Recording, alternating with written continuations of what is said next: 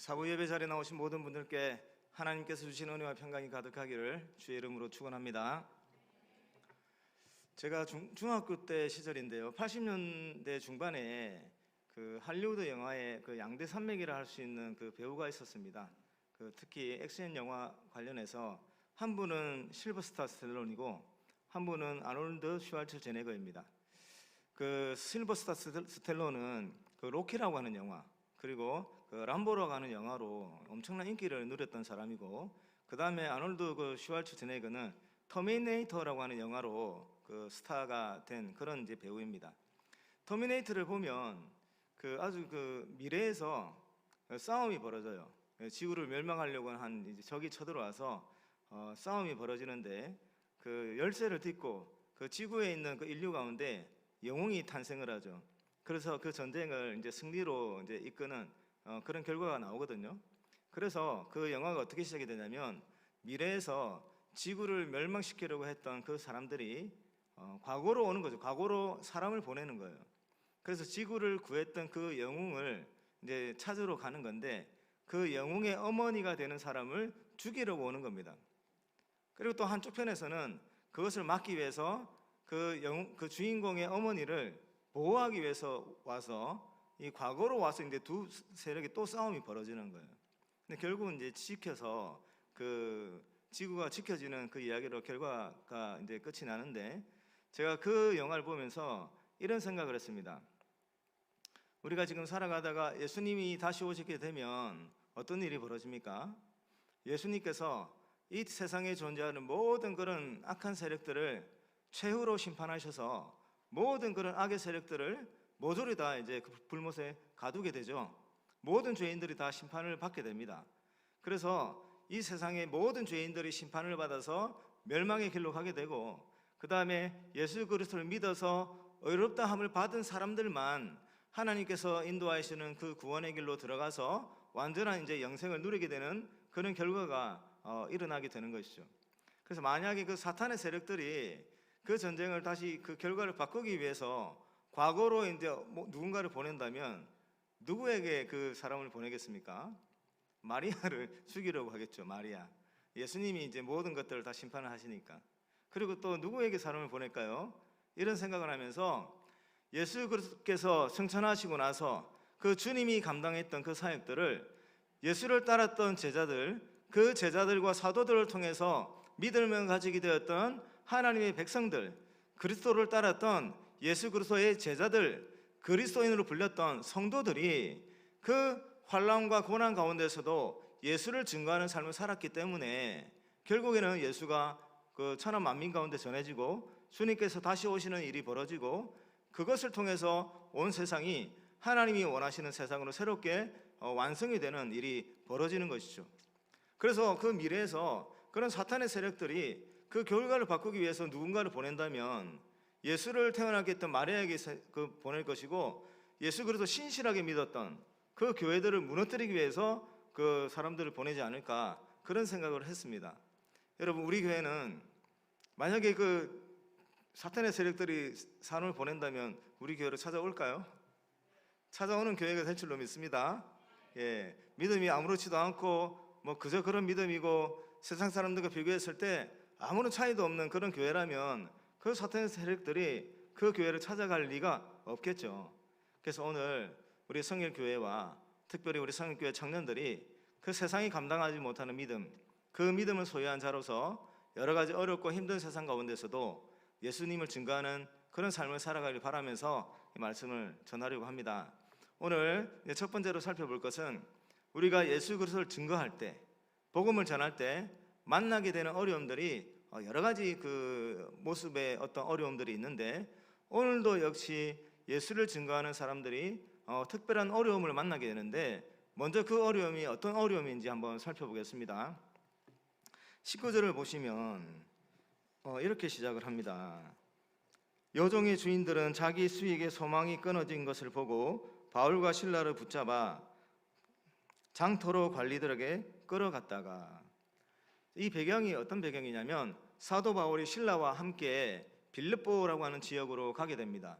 빌립보는 마게도냐 지방의 첫 성이라고 성경에서 기록을 하고 있는데 아시아를 벗어나서 유럽에 속하는 지역이에요. 사도 바울이 아시아 지역에서 계속 복음을 증거할 때 성령께서 계속 막으셨어요. 그런데 사도 바울이 처음에는 그 하나님의 뜻을 제대로 다 분별하지 못해서 계속해서 그 아시아 지역을 돌면서 복음을 전했습니다. 그런데 성령이 계속 그 길을 막다가 마지막에 마게도냐 환상을 보게 되죠. 환상을 보면서 우리가 이 아시아 지역에서 복음을 전할 게 아니라 저 유럽 지역으로 건너가서 복음을 전해야 되겠다라고 생각하고 들어온 지역이 바로 빌립보예요. 그 빌립보에서 누구를 구원하게 되냐면 루디아라고 하는 자색 옷감 장사를 구원을 하게 되고, 그리고 또 누구를 만나게 되냐면 귀신이 들린 한 여인을 만나게 됩니다. 그 여인은 귀신이 들렸는데 특별한 능력을 소유한 그런 사람이었어요. 귀신의 힘으로 점을 봐서 주인에게 큰 경제적인 이익을 가져다 주는 그런 여인이었습니다. 그런데 사도 바울이 이 여인에게서 귀신을 쫓아내버려요. 귀신이 나가버리니까 이 여인이 온전한 사람으로 회복이 된 거죠. 근데 더 이상 귀신의 능력으로 점을 볼 수 없는 상황에 처해집니다. 그러자 이 여인을 종으로 뒀던 주인들은 어떻게 되는 거예요?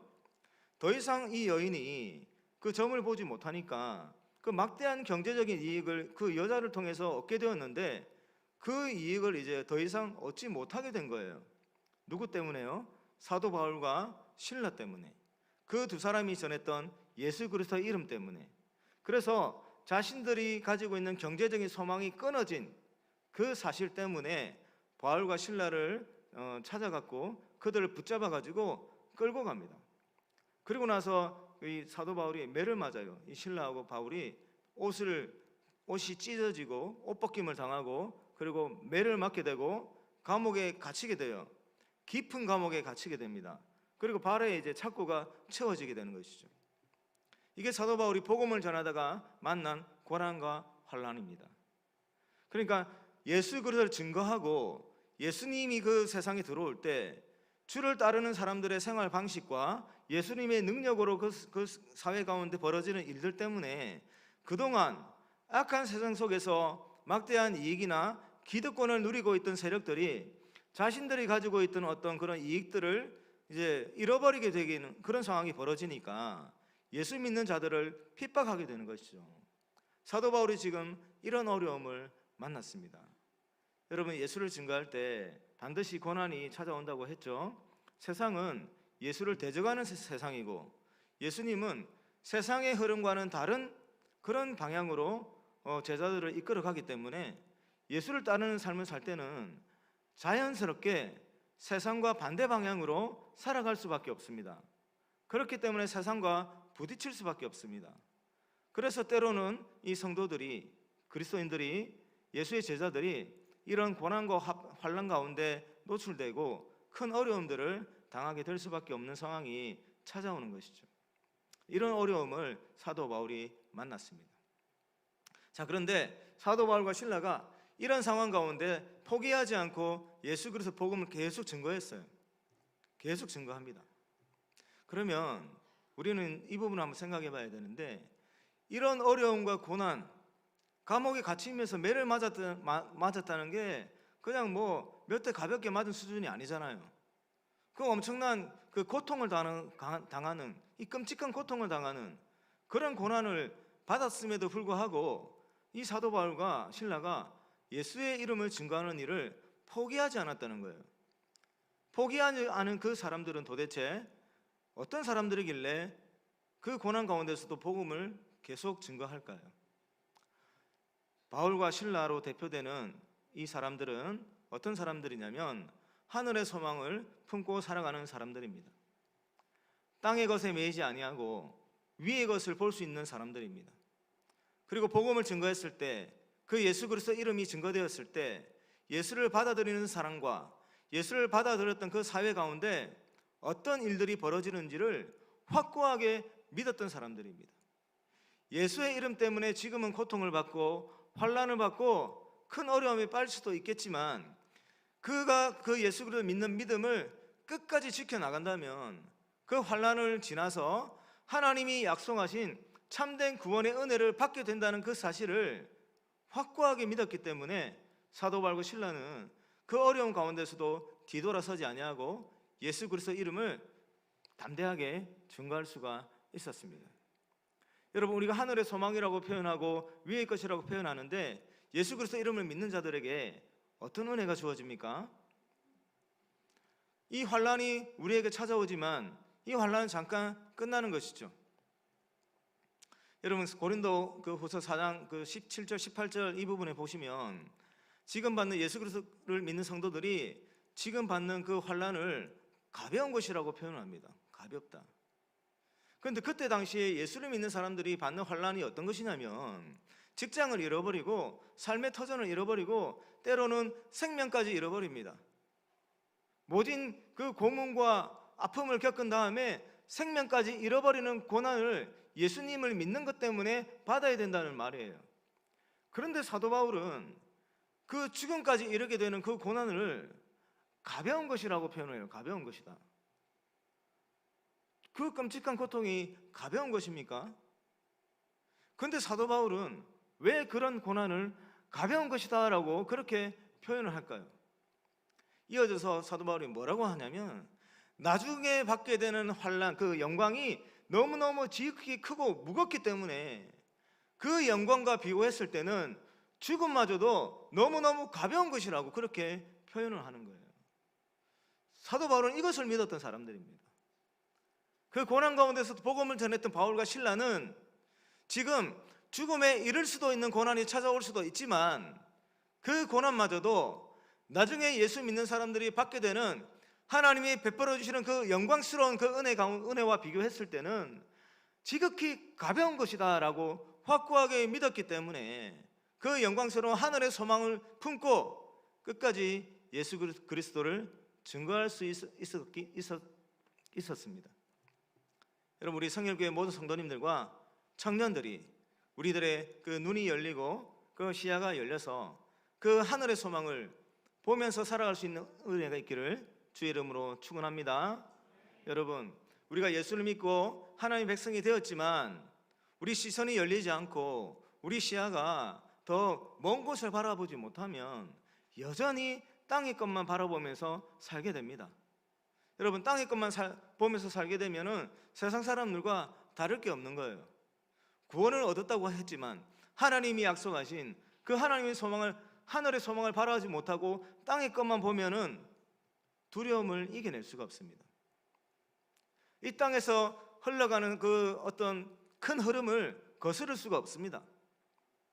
이 땅에서 유행하는 어떤 그런 세계관이나 가치관이나 그 지식들을 거슬러서 하나님의 말씀대로 살아갈 수가 없습니다.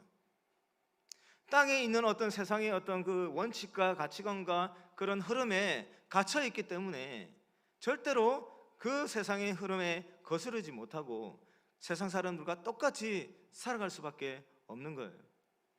그래서 육체적인 어떤 해가 입게 되는 두려움을 극복하지 못하고 경제적인 손실이 따라올 것에 대한 걱정을 극복하지 못하고 내 명예와 내 미래의 어떤 안락함에 해가 될 것 같은 상황들을 거스르지 못하고 하나님과는 상관없는, 주의 이름을 전한 것과는 상관없는 그런 삶을 계속해서 살아가게 되는 것이죠. 우리 청년들은 하늘의 소망을 품고 살아가길 바랍니다. 여러분, 하늘을 바라보는 거하고 땅을 바라보는 거하고는 차원이 다릅니다. 차원이 다른 삶을 살게 되는 거예요. 여러분, 하늘의 소망을 품고 하나님이 약속하신 구원이 완성되는 그 새로운 삶에 대한 꿈을 꾸고 땅의 것에 매이지 말고 하늘의 소망을 바라보며 살아가는 우리 선교의 모든 성도님들과 청년들 되시기를 주의 이름으로 축원합니다. 자, 여러분, 이렇게 하늘의 소망을 둔 사람들, 하나님이 하신 약속들을 굳건하게 믿는 사람들은 세상이 주는 미혹과 유혹과 어떤 겁박과 핍박에 절대로 굴하지 않습니다. 이런 사람을 세상이 감당하지 못한 믿음을 소유한 자다라고 표현할 수 있거든요. 이 세상을 감당하지 못하는 이 믿음을 소유한 자는 무엇에 집중을 하냐면 주변의 환경에 집중하지 않습니다. 주변에 일어나는 어떤 상황의 변화에 집중하지 않습니다. 무엇에 집중을 하냐면 하나님의 뜻에 집중을 하게 됩니다. 오늘 이 사도 바울과 이 신라의 상황을 잠깐만 또 한 번 더 살펴보겠습니다. 여러분, 사도 바울과 신라가 복음을 증거하다가 잡혔어요. 매도 맞습니다. 옷 벗김을 당합니다. 그리고 깊은 감옥에 갇히게 됩니다. 이제 발이 묶여져 있습니다. 자신들의 힘으로 그곳을 나올 수 없는 그런 상황에 처해졌어요. 그런데 그 안에서 그 두 사람이 어떤 행동을 하냐면 기도하고 하나님을 찬송합니다. 울면서 낙담하고 좌절하고 하나님을 원망하는 것이 아니라 기도하면서 하나님을 찬송합니다. 그런데 그렇게 기도하고 하나님을 찬송하는 가운데 하나님께서 그 두 사람을 구원을 해주시는데 땅이 울려가지고 옥문이 열리게 되는 거예요. 옥문이 열려가지고 그 두 사람을 묶어두고 있는 모든 것들이 다 이제 해제가 되었습니다. 두 사람이 밖으로 나갈 수 있는 상황이 되었어요. 그리고 간수는 모든 죄수들이 탈옥을 한 줄 알고 자결을 하려고 합니다. 자살을 하려고 해요. 근데 그 모습을 보고 바울과 신라가 그 간수에게 우리가 아직까지 여기 있다고, 우리가 나가지 않았다고 이야기를 합니다. 여러분, 이 두 사람이 찬송하고 기도하고 찬송하면서 무엇을 위해서 기도했을까요? 나가게 해달라고 하는 기도도 했을 것 같은데, 근데 그게 핵심은 아니었던 것 같습니다. 왜냐하면 옥문이 열렸는데 이 두 사람은 나가지 않았습니다. 그들을 묶고 있는 그것들로부터 자유함을 얻었는데 자원하는 마음으로 나가지 않았습니다. 이들이 자원하는 마음으로 나가지 않았다는 것은 뒤 이야기를 보면 또 알 수 있습니다. 여러분, 나중에 이 상황이 정리되고 나서 간수가 사도 바울과 이 신라를 이제 떠나보내요. 떠나보낼 때 사도 바울이 뭐라고 하냐면 너희들이 로마 사람인 나를 재판도 하지 않고 정죄를 해놓고 지금 나보고 나가라고 하느냐, 이렇게 얘기를 합니다. 당시 로마 사람은, 로마의 시민권을 얻은 사람은 재판 없이 벌을 받으면 안 되게 되어 있습니다. 반드시 그 사람의 죄를 물을 때 형벌을 가하기 전에 반드시 공식적인 재판을 열고 난 이후에 재판의 결과에 따라서 그 사람에게 죄에 합당한 벌을 내리게 되어 있습니다. 그런데 사도 바울과 신라가 재판 없이 지금 형벌을 받았잖아요. 재판 없이 매 맞고 재판 없이 감옥에 갇혔지 않습니까? 그런데 사도 바울은 이 사실을 알고 있었어요. 알고 있었는데 처음에 잡혀서 감옥에 갇힐 때, 매를 맞을 때, 감옥에 갇힐 때, 옷 벗김을 당할 때 내가 로마 사람이다고 절대로 말하지 않습니다. 이 이야기를 그 간수를 구원하고 난 이후에 그 감옥에서 나가도 된다고 할 때 그제서야 이 이야기를 하는 겁니다. 이 사실은 무엇을 말하는 겁니까? 사도 바울이 감옥에 안 갈 수도 있었던 거예요, 여러분. 시작부터 감옥에 안 갇혀도 되는 신분을 가지고 있는 사람이 바울이었습니다. 매를 맞지 않아도 되었습니다. 감옥에서 하나님께서 은혜를 주셔서 옥문이 열렸을 때 안 나갔던 이유가 여기에 있는 거예요. 사도 바울과 신라는 지금 사도행전 16장을 천천히 읽어보시면 항상 기도했던 사람이에요. 이 사도 바울도 한때는 소아시아에서 계속 복음을 증거할 때는, 그때는 하나님의 뜻을 확실히 분별하지 못하는 때도 있었습니다. 그런데 이 빌립보에 오는 과정을 한번 보십시오. 그렇게 소아시아에서 계속 하나님의 뜻과는 조금 다르게 소아시아 지역에서만 계속 복음을 증거하다가 성령이 계속 말리잖아요. 성령이 계속 막으셨습니다.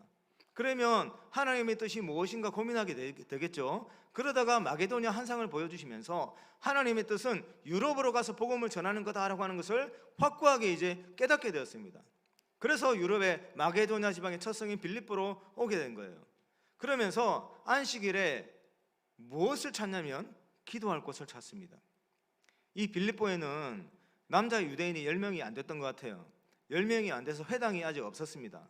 그래서 사도 바울이 회당을 찾을 수가 없으니까 어디를 찾았냐면 안식일에 기도할 곳을 찾아다닙니다. 그러다가 하나님을 경외하는 이방인인 루디아를 만나게 되고 루디아에게 복음 전해서 루디아를 구원하게 됩니다. 그리고 나서 또 귀신 들린 여인을 만날 때도 기도할 곳을 찾다가 이 귀신 들린 여인을 만나는 거예요. 그리고 감옥에 갇혔을 때도 기도하고 찬송하는 사람이 사도 바울과 신라였습니다. 아시아에서 복음을 전하고 하나님이 막으시고 하나님이 주시는 분명한 계시를 받고 그 가운데 빌립보에 들어왔고, 빌립보에서 하나님이 구원하기로 택한 사람들을 루디아를 비롯해서 귀신 들린 여인을 만나면서 항상 기도하는 가운데 이 바울과 실라는 하나님의 뜻이 무엇인가를 분명하게 지금 깨닫게 되었던 것이죠. 그렇기에 사도 바울이 이 감옥에 들어왔을 때 무엇에 집중했습니까? 감옥에서 풀려나는 것에 집중했던 것이 아니에요. 지금 매여 있는 내 몸이 자유함을 찾는 데에 집중했던 것이 아닙니다. 하나님께서 무슨 뜻으로 어떤 계획이 있으셔서 나를 이 감옥에 보냈을까? 그 질문을 하고 그 하나님의 뜻이 이루어지기를 찬송했던 그런 사람이 바로 사도 바울과 실라였습니다. 그랬기에 이 감옥에서 하나님이 예배하여 주신 그 간수를 만나게 되는 것이죠. 그리고 결국에는 그 간수를 구원하게 되는 그 역사가 일어나게 됩니다. 그 사도 바울은 하나님이 열어주시면 평범하게 루디아라고 하는 사람을 구원할 수도 있고, 하나님의 뜻이 감옥 안에 있는 간수를 구원하려고 한다면 감옥에 들어가야 한다는 것을 이미 받아들인 것이죠. 그렇기에 매를 맞지 않아도 되고, 옷이 찢김을 당하는 그 수치를 당하지 않아도 되고, 옥에 갇히는 일을 당하지 않아도 되는 이 사도 바울이 하나님의 뜻을 확고히 깨달은 이후에는 옷 찢김을 당하고 옷 벗김을 당하고 그 매를 맞는 것을 당하고 감옥에 갇히는 일을 감당하면서 예수 그리스도 복음을 증거하게 된 것이죠. 이게 바로 세상의 감당하지 못하는 믿음을 가진 사람들이 보여주는 하나의 태도입니다. 여러분, 제가 예전 교회에서 사역을 하면서 이제 선교부를 맡아서 여러 선교사님들과 이제 직접적으로 간접적으로 이렇게 이제 교제를 했는데, 최근에 또 간접적으로 이제 소식을 듣긴 한 선교사님의 이야기를 들었어요. 그분은 그 튀르키예에서 오랫동안 사역을 하셨어요. 그런데 사역을 하시면서 추락해서 다치는 사고도 당하고 뇌출혈을 2번이나 겪었습니다.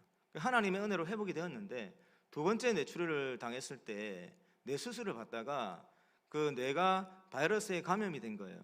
수술하는 과정에 감염이 된 것 같습니다.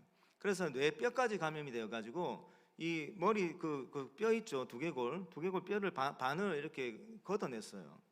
나중에 재건하는 어떤 치료를 받기는 했지만, 그러므로 인해서 그분이 말도 약간 좀 표가 났어요. 심하게 표는 나지 않았는데, 그렇게 하면서 계속해서 그 고난 가운데 사역을 계속 해왔었습니다.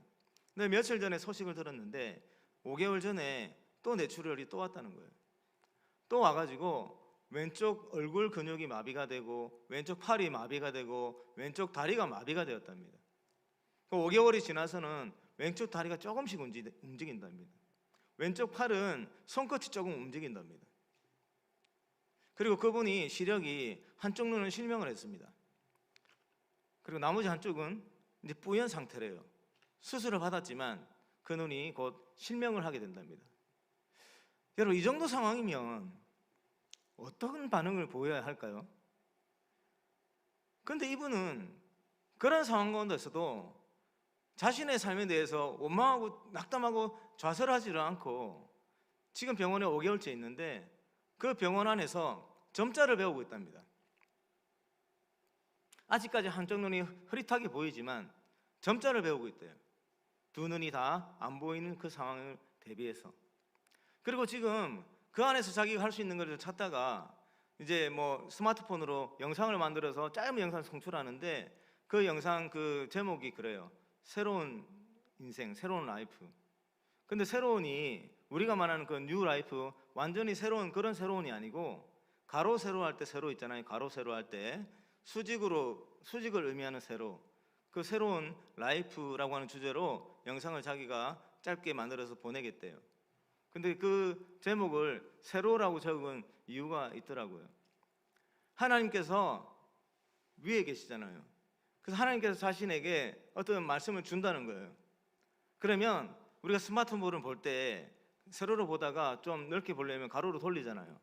그 하나님이, 위에 계신 하나님이 자기에게 수직으로 말씀을 줄 때 그것을 돌리지 않고 그대로 받아서 앞으로 내가 계속해서 주의 길을 가겠다, 그런 삶을 살겠다 라고 하는 의지를 담아서 그 병원에서 일어나는 그런 생각과 그 상황들을 영상으로 만들겠다는 거예요.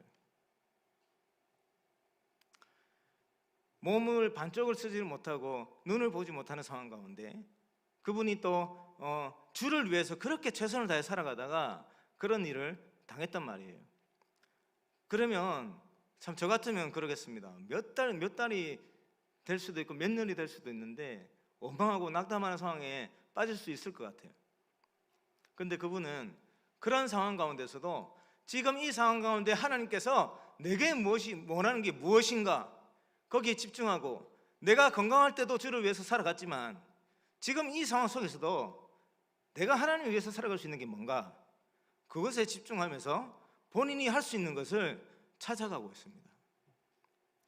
선교사님들하고 교제를 하고 이야기를 듣다 보면 아름다운 이야기도 많지만 참 이런 가슴 아픈 이야기도 너무 많아요.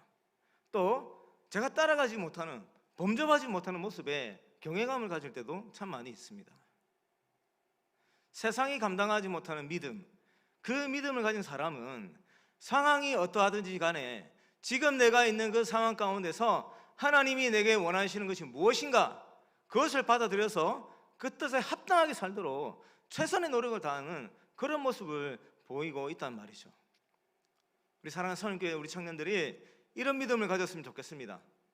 지금 내가 처해 있는 직장이 어떤 상황이든 간에, 내 주변에 사는 관계가 어떠하든지 간에, 내가 처한 가정의 상황이 어떠하든지 간에 그것을 벗어나는 데 집중하는 것이 아니라, 지금 내가 그곳에 있다면 하나님께서 나를 그곳에 있게 하신 이유가 있고 나를 그곳에 보내주신 이유가 있을 텐데, 그 이유가 무엇인지를 깨닫고 찾고 발견했으면 그 하나님의 합당한 태도로 살아가기에 온 힘을 기울이는 그런 삶을 살아갈 수 있기를 주의 이름으로 축원합니다.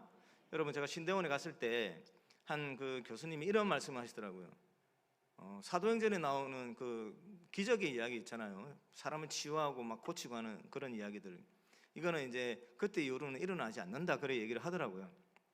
그것은 그분의 신앙이죠. 저는 받아들이지 않습니다. 왜냐하면 성경에 그렇게 말하지 않고 오늘까지도 계속해서 하나님은 그런 기적과 치유의 능력들을 계속 베풀고 계시거든요.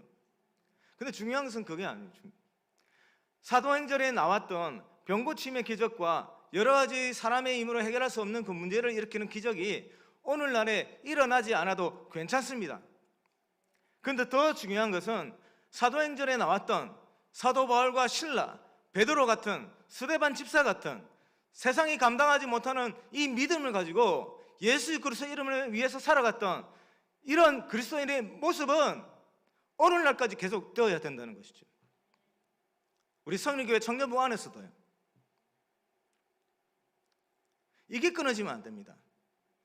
우리 성리교회 안에, 우리 특별히 청년부 안에 이런 병고침의 역사가 안 나타나도 괜찮아요. 근데 우리 1청년부, 2청년부, 우리 성인교회 안에서, 여러분들 안에서 이 세상이 감당하지 못하는 믿음을 가졌던, 죽음도 두려워하지 아니하고 하나님의 영광을 바라보며 최선을 다해 살았던 스데반 집사 같은 사람은 나와야 된다는 거예요. 사도 바울 같은 사람이 나와야 된다는 거예요. 감옥에 갇히던 자유함을 찾던 주의 영광을 위해서 살아가기에 최선을 다했던 베드로와 바울과 실라와 디모데와 같은 사람들은 있어야 된다는 거예요. 그런 은혜가 있기를 주의 이름으로 축원합니다. 마지막으로 이 사도 바울이 이 상황 가운데서 한 생명을 구하는데 어떤 상황이었냐면 절망적인 상황이었어요. 깊은 옥에 갇히는 그런 절망적인 상황이었습니다. 절망적인 상황 가운데 이들이 어떤 태도를 보였냐면 하나님의 약속을 확고하게 믿었죠. 기도하고 찬송했죠. 기도하고 찬송했을 때 하나님의 뜻과 하나님의 영광과 하나님이 약속하신 구원의 완성과 그런 은혜들을 찬송했을 거예요. 그것을 누가 들었습니까? 간수가 거기서 들었어요. 그 사람들 잡아 가두고 있던 간수가 들었단 말이에요. 그런데 상황이 변해서 오히려 간수에게 절망적인 상황이 다가옵니다. 간수가 죽을 수도 있는 상황이 다가옵니다. 자신이 죽을 수도 있는 상황 가운데 이 간수가 무엇을 떠올립니까? 구원의 길을 떠올리게 됩니다. 그러면서 사도 바울에게 묻게 되죠. 어떻게 하면 구원을 얻을 수 있냐고. 왜 사도 바울에게 그것을 물어봤을까요? 사도 바울이 죽을 수도 있는 상황, 매를 끔찍한 그 매를 맞고 갇혀 있는 상황 가운데서도 하나님의 사람으로서 기도하고 찬송하는 모습을 보고 궁금증을 여겼기 때문이에요. 도대체 저 바울과 실라 속에 뭐가 있길래 저들이 믿는다고 하는 예수 그리스도, 저들이 섬기는 하나님, 그 하나님과 예수와 저들의 사이에 어떤 관계가 있길래 저들이 저런 모습을 보이는가? 그것을 봤단 말이에요. 그래서 본인이 절망적인 상황에 처했을 때 그 모습을 보여줬던 사도 바울에게 어떻게 하면 구원을 받습니까? 하게 물어보게 되고, 사도 바울로부터 예수의 이야기를 듣게 되고 구원을 얻게 되는, 가족까지 구원을 얻게 되는 그런 역사가 일어나게 되었습니다. 근데 사도 바울이 어떻게 해서 이런 또 모습을 보여줬을까요? 사도 바울도 마찬가지죠. 스데반 집사가 죽음이라고 하는 절망적인 상황 가운데서 스데반 집사가 어떤 모습을 보여줬습니까? 하나님의 영광을 바라보고 만면에 천사와 같은 얼굴을 띠면서 그는 죽어갔습니다. 죽는 순간에 사도 바울을 위해서, 사도 바울과 함께 자기를 죽임 앞장섰던 사람들을 위해서 기도하면서 그 생을 마감했던 사람이 바로 스데반이었어요. 사도 바울이 복음을 증거하면서 매를 맞고 물에 빠져 죽을 뻔하고 돌에 맞아서 쓰러져서 죽을 위기에 처했을 때, 오늘 옥에 갇혀가지고 매를 맞았을 때 사도 바울이 누가 떠올랐을까요? 자기를 만나주신 예수님 당연히 떠올랐겠죠. 근데 그 예수를 만나기 직전에 자신에게 예수 믿는 자로서 정말 값진 것이 무엇인지를 생생하게 보여줬던 스데반 집사를 떠올렸을 것이고, 일평생 동안 그 스데반 집사가 갔던 그 삶의 모습을 따라가리라 그렇게 작정했을 겁니다. 그리고 그렇게 실천했습니다.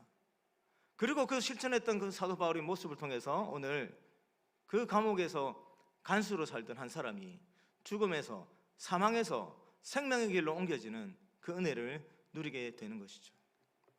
여러분, 힘들고 아프고 절망스러울 때 하나님께 기도하고 찬송할 수 있기를 바랍니다. 여러분, 이 세상, 여러분의 세상, 눈에 보이는 어떤 현실이 절망적인 상황에 빠질 때, 그때 하나님께 주신 그 구원의 약속을 가슴에 품고 기도하고 찬송하며 하나님의 은혜를 간구하며 그 시간을 보낼 수 있기를 바랍니다. 그러면 여러분 곁에 있는 누군가가 여러분들의 모습을 보고 그 구원에 대해서 여러분들에게 찾아올 것이고, 여러분들이 보였던 그 태도의 궁금증을 가지고 또 예수를 믿게 되고 구원을 얻게 되는 역사가 여러분들의 삶을 통해서 나타나게 될 것을 주의 이름으로 축원합니다.